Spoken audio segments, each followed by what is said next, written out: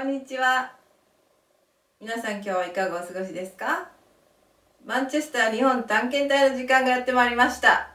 私、ユークハウズがいつもの通り皆さんをどこか新しいところにご招待いたします。さて、早速行ってみましょう。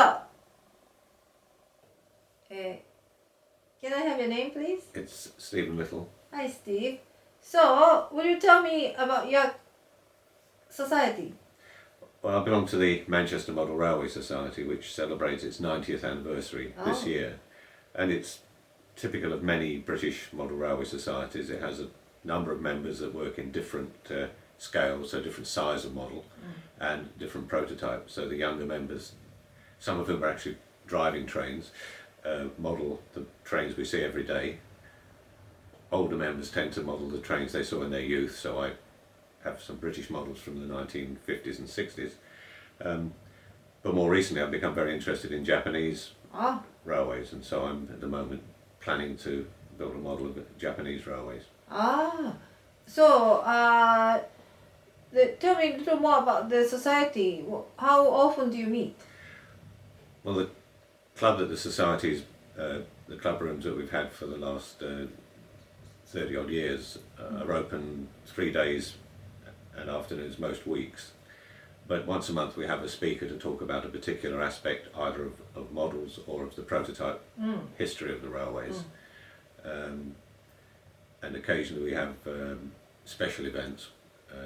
So we'll be having a special anniversary event this year. We've also organised model railway exhibitions in Manchester since before the Second World War, since the 1930s really. Really? And we'll be having an exhibition at the end of this year. Oh, I see. And then I understand you created this? I took over the magazine, which is now, I think, this is the 905th monthly issue. This again started a very long time ago. We have a colleague at the moment who is going through the archives and producing a history of the society. But I'll take the opportunity to use some of my own photographs, in this case of a Japanese train that runs from Kyushu to Hokkaido. And again, earlier last year, the 50th anniversary of the Shinkansen. That's why Shinkansen. You have to have the Shinkansen. That's why this is the old Shinkansen. Yeah, that's why it's the old series. I see. Yeah. And I understand you're the editor. That's right. Yeah. I see. So then, I understand you have many models. Would you show us some of the models? Started some years ago. Now, when I first went to Japan, of course, and travelling for work, I was using the Shinkansen, so my first models were some of the then current Shinkansen. But as I travelled further in Japan, I started to get interested in some of the smaller local railways. So, for example, a few years ago I travelled on the Kansai main line from Nara through to Nagano, and a little local diesel, fairly modern, built for the secondary lines to be economical. And a couple of years ago, travelling with my family, we took a local train to see the Kintaikyo Bridge, the famous Silk Brocade Bridge, and we took a local JR train from. This is for the. And this is the regional livery for the Hiroshima district. And, I see. So. And then you have more? And more, yes. There's also a number of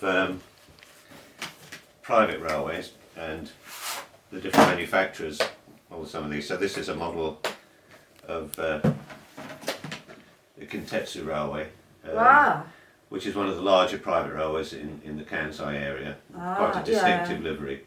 This is one of their standard types.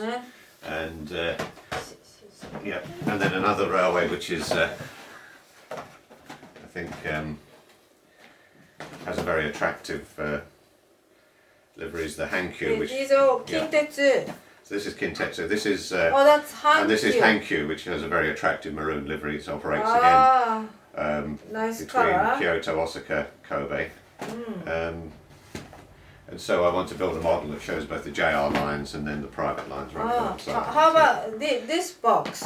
This We've got another box. This is of the variety of the JR local trains. How about this one? Again, this is again the little local standard livery of the local Kihar 40, which is now some 30 or 40 years old, being replaced by more modern vehicles, but still very many parts of Japan you can travel. Nice box. Yes, yeah. So the Japanese system is to build the railway into what they call a book, really, which means that you can store it very simply. And then all This your is JR. again, this is JR Nagano area. Nagano area. This is the Chio line. Yep, and this is I think this is the most recent one I got. This is the part of the Chio line. Again, a fairly modern electric unit that runs the local services from Nagano from Nagoya up into the Japanese Alps. I see. And you'll see these when you take the limited express. You'll pass these as they sit in the local station to let you pass. So I'd like to collect the models of areas I've been to, but of course there's a great variety in Japan, both in the former government railway lines. Super Yakumo. Where is this one? This is one runs from Okayama and Okayama. towards the Sea of Japan. Yeah, so this is Oh. this is one I got. I've got this one second hand at a good price. So, so this is slightly Purple. further west. They're purple. Yeah, so they're very Japanese trains are, I think, popular because there's great variety. There's a great variety of styles in both in the trains and in the decoration, and also the quality and the price is very good for this type of. I see. So Japanese model trains are popular. So I see. Yeah, they're popular because of those qualities, but it's still, I think, a minority. Minority within the UK. Yeah. And of course, in Europe, the problem is that there's a very, very strong market in Japan, and Europe is a small market. So very often, when a limited edition comes out, it sells very quickly. So in the catalogue, many of the trains are not available. There's a few at a time. They're all sold out already. So the trick is you must go to Japanese websites, and from the Japanese retailers you can order directly. So when a model is coming, you can book ahead, and then you get the model. Wow. Otherwise, so keen. Wow. Yeah. So what kind of price range are these? Well, a single car train. Might retail, I suppose in Japan it would be equivalent of £35-45. But by the time it arrives in the UK it's about maybe 40% more. If you wanted to have a full Shinkansen set with maybe 16 cars, that might set you back a couple of £100. Well, expensive thing. And also a full Shinkansen, even in this scale, which is 1 to 150, which is a relatively small scale, N gauge, and there's a similar scale for British trains, it would still be getting on for 9 feet long. So many people model the smaller local railways because you can produce a very nice compact model of a Japanese local line with the buildings and the trains, etc. So what are these small ones? Well, these are the containers, and you can see they're Japanese transport companies. These are actually ordered from Germany, but you can buy the container wagons with or without the containers, and then you can add the containers. So I also have. Look! Wow, container. Look at this. That's the. Yeah. Very Japanese. Well, this is very. Yeah, these are all. These are international, and these are obviously the Japanese ones. Where did you buy this? Mostly in Tokyo, but some of them Tokyo! You bought them in Tokyo. Okay. There's a number of good model railway shops around Akihabara. Yeah. Actually, both so new and second hand. one thing. I see. How do you find while you are in Japan where to find these model trains? Nowadays, I mean, it used to be that the trick was to ask a taxi driver, show them a picture of the catalogue, and ask the taxi driver. But now, of course, you can go online. And there's companies like Yodobashi Camera who are all over the country, and they have a model railway section. They do. Yeah. And the advantage there is if you're in Kansai, then you'll get the trains that run in Kansai. It's hardest. My problem is I'm often in Tokyo, but I'm modelling the trains that run around Osaka, Kobe, which you can buy there, but it's easier to buy those, obviously. So it's not very easy then. Because of the way that the production is, it's as you say, models are available for a few months at a time, and then they're all sold, and then Oh, maybe really? 2 or 3 years before they make the model again. So Oh. when you're outside the country and you want a particular model, then you really have to order it Oh, and pay the extra cost. I see, I see. But if your timing's right and the model is issued when you're in Japan, you save a lot of money. I But, see, I uh, see. I think things like the buildings and bridges and some of the basic things are always available, and you can, I see, I see. and there's a very good range of model buildings for stations and offices and factories and so forth. I see. which, So there's a one store in Akihabara, you said? well, there's several, yeah. Several. Yeah, yeah. Several Akihabara. I see. So it's Akihabara is a fun place to visit for Yeah, you. so that's right. it's not just the character Yeah, shops. Very good. I Okay. see. Okay. Some of the private railways, like Kintetsu, were quite innovative. And Kintetsu produced the first double-decker train back in the 1960s. I see. Double-decker train. So and articulated, so it has to be in one long box because it's all joined together. I see. I see. And they have the more recent model is separate carriages. Separate. I So it's see. easier, Interesting. so that's quite an unusual model. I see. I say it's those things that make Japanese railways very attractive, the variety and the unusual I stuff. see. And then how they park and everything. And I think they are, yes, obviously Japanese people have smaller living spaces than European people have smaller living spaces than American people. So they're designed to not take up space. Compact packaging. Yeah, but in Japan, it's possible if you have a collection like this, you can go to a commercial model railway layout and pay to run your trains and see them running.